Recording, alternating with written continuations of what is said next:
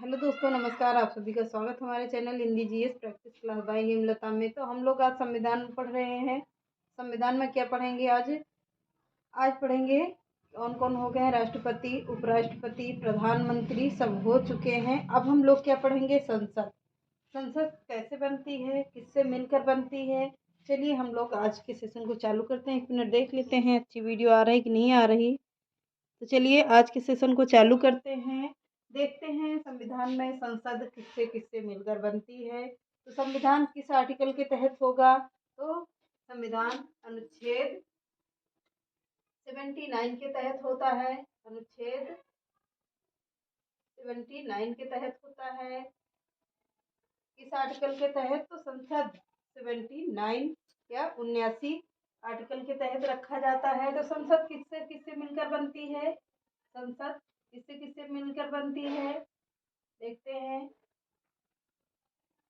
किससे किससे मिलकर बनेगी। राष्ट्रपति,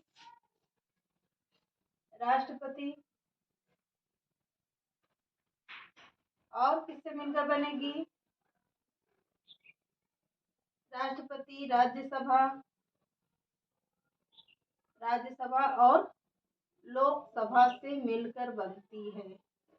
लोकसभा से मिलकर बनती है। संसद किससे किससे बनेगी? तो राष्ट्रपति, राज्यसभा, लोकसभा से मिलकर बनती है क्या? संसद। राष्ट्रपति, राज्यसभा और लोकसभा से मिलकर क्या बनता है? संसद बनती है। तो राष्ट्रपति किस आर्टिकल के तहत रखे जाएंगे? आर्टिकल किसके तहत रखे जाएंगे? 52 के तहत रखे जाते हैं। और राज्यसभा किसके तहत होगा? आर्टिकल 80 के तहत होता है। और लोकसभा किसके तहत होगा? तो आर्टिकल 81 के तहत लोकसभा होती है। तो हम लोग देखते हैं कि संसद राष्ट्रपति, राज्यसभा और लोकसभा से मिलकर बनती है। राष्ट्रपति किस आर्टिकल के तहत आते हैं? तो आर्टिकल 52 के तहत आते हैं। और राज्यसभा किसके तहत आती है? आर्टिकल 80 के तहत आती है। और लोकसभा किस आर्टिकल के तहत आती है? तो आर्टिकल 81 के तहत लोकसभा आती है। तो संसद के 3 अंग होते हैं। पॉइंट डालकर नीचे लिख लीजिएगा। तो संसद के कितने अंग? तो संसद के 3 अंग होते हैं। संसद 3 अंग से मिलकर बना है। राष्ट्रपति, राज्यसभा और लोकसभा से मिलकर क्या बनती है? संसद बनती है। संसद के 2 अंग होते हैं। पॉइंट करके लिखिएगा। संसद के 2 अंग होते हैं। अमेरिका में क्या कह रहा है अगला पॉइंट? अमेरिका में न्यायपालिका सर्वोच्च मानी जाती है। क्या? अमेरिका में न्यायपालिका सर्वोच्च मानी जाती है। ब्रिटेन में क्या माना जाता है? तो ब्रिटेन में संसद सर्वोच्च मानी जाती है। भारत में क्या माना जाता है? तो भारत में संविधान सर्वोच्च माना जाएगा। तो क्या भारत में संविधान सर्वोच्च माना जाता है? अब देखते हैं, फिर से एक बार समझ लीजिए। संसद किससे किससे मिलकर बनती है? राष्ट्रपति, राज्यसभा और लोकसभा।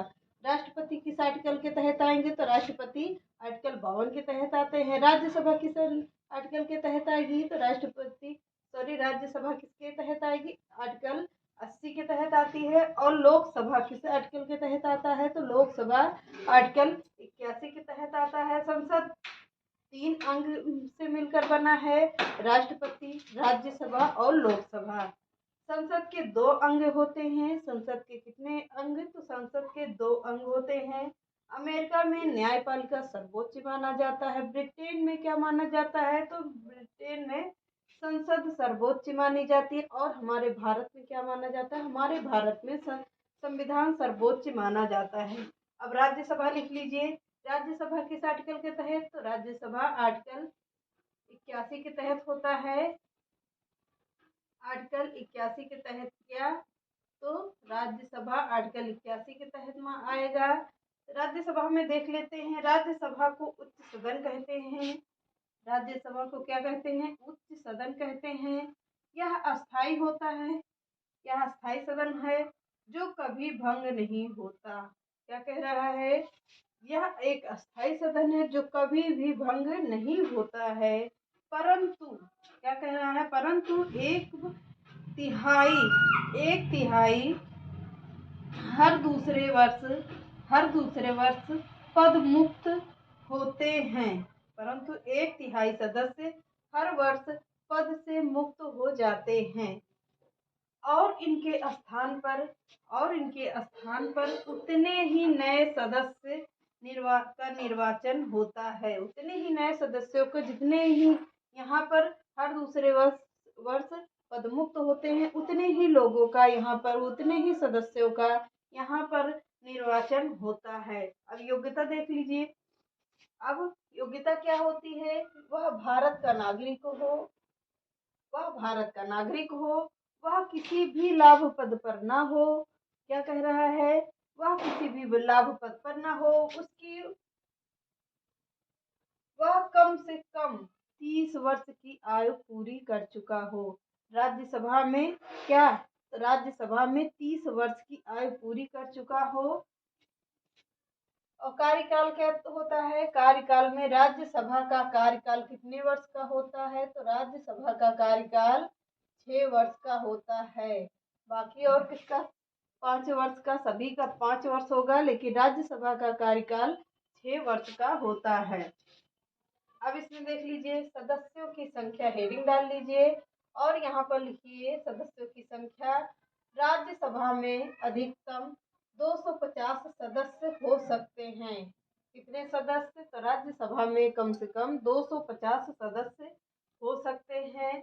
वर्तमान में कितने हैं, वर्तमान में 245 सदस्य हैं, जिसमें से 12 सदस्य राष्ट्रपति मनोनीत करते हैं। कौन मनोनीत करता है, तो राष्ट्रपति मनोनीत करते हैं। और ये ऐसे सदस्य होते हैं जो कला के क्षेत्र में हो, साहित्य के क्षेत्र में उनका सर्वोच्च ज्ञान हो, शिक्षा के क्षेत्र में उनका सर्वोच्च ज्ञान हो और समाज सेवा के क्षेत्र में उनका क्या हो, सर्वोच्च ज्ञान या होना चाहिए। कैसे कैसे व्यक्ति हों, कला के क्षेत्र में, साहित्य के क्षेत्र में, समाज सेवा के क्षेत्र में और शिक्षा के क्षेत्र में होना चाहिए। अब निर्वाचन देख लीजिए। राज्यसभा के सदस्यों का निर्वाचन कौन करता है, विधानसभाओं के सदस्यों के द्वारा किया जाता है। राज्यसभा के सदस्यों का निर्वाचन विधानसभाओं के सदस्यों के द्वारा किया जाता है। अब देख लेते हैं क्या, अब देखते हैं राज्यसभा के पदाधिकारी। हेडिंग डाल लीजिए आप लोग और इसमें लिखिए राज्यसभा के पदाधिकारी।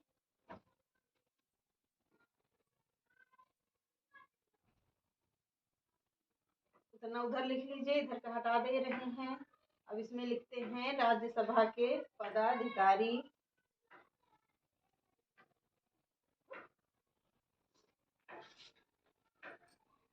हेडिंग डाल लीजिए राज्यसभा के पदाधिकारी। हेडिंग डाल लीजिए राज्यसभा के पदाधिकारी। अब इसमें लिखिए सभापति कौन होता है, सभापति कौन होता है, तो सभापति उपराष्ट्रपति होते हैं, उपराष्ट्रपति होते हैं, उपराष्ट्रपति होते हैं।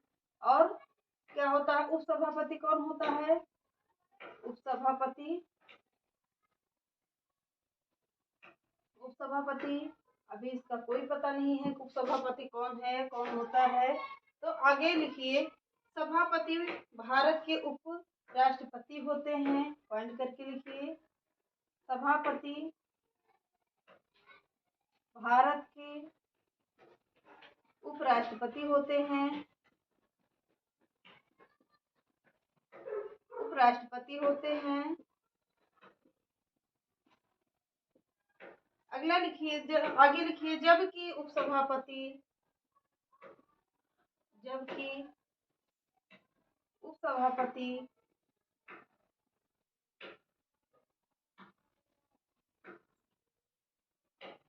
उपसभापति का निर्वाचन राज्यसभा के सदस्यों उपसभापति का निर्वाचन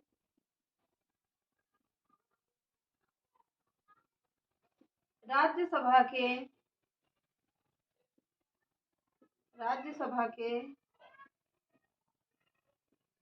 सदस्यों या सदस्य राज्यसभा के सदस्य आपस में ही करते हैं। सदस्य आपस में ही करते हैं।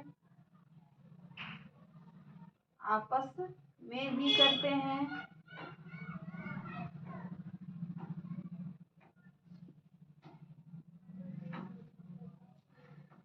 अगला पॉइंट लिए, सभापति अपना त्यागपत्र राष्ट्रपति को देता है। सभापति अपना त्यागपत्र राष्ट्रपति को देता है। राष्ट्रपति को देता है। आगे लिखिए, जबकि उपसभापति अपना त्यागपत्र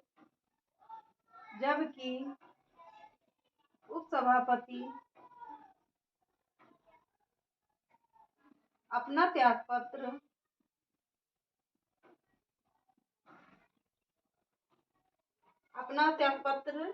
किसे देता है? सभापति को देता है। किसे देगा? सभापति को देगा।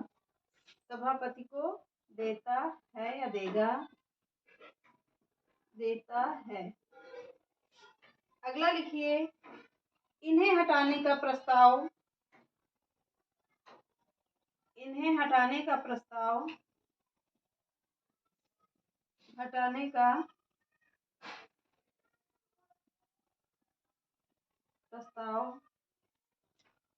राज्यसभा में लाया जाएगा। राज्यसभा में लाया जाएगा। राज्यसभा में लाया जाएगा, परंतु इसकी सूचना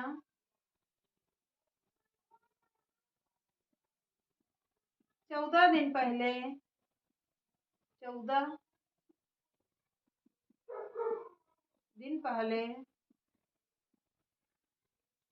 देना अनिवार्य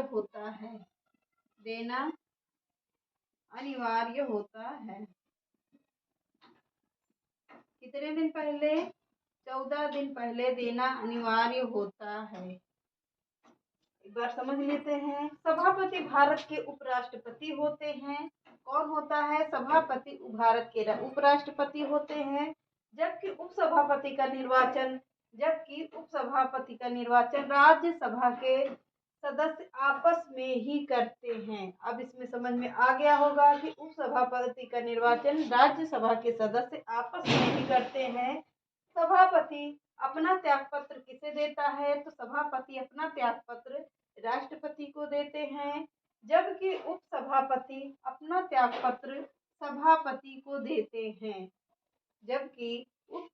उपसभापति अपना त्यागपत्र सभापति को देते हैं। इन्हें हटाने का प्रस्ताव राज्यसभा में लाया जाएगा। कहाँ पर लाया जाएगा? इन्हें हटाने का प्रस्ताव राज्यसभा में लाया जाएगा, परंतु इसकी सूचना कितने दिन पहले? तो 14 दिन पहले देना अनिवार्य होता है। कितने दिन पहले? तो 14 दिन पहले देना अनिवार्य होता है। तो चलिए हेडिंग डाल लेते हैं, लोकसभा। हेडिंग डालिए, लोकसभा। इतना हो गया होगा।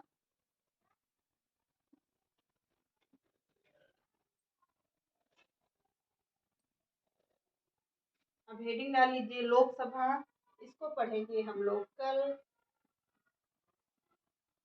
लोकसभा से बहुत सारे प्रश्न बनते हैं। किस आर्टिकल के तहत आएगा? तो लोकसभा आर्टिकल 81 के तहत आता है।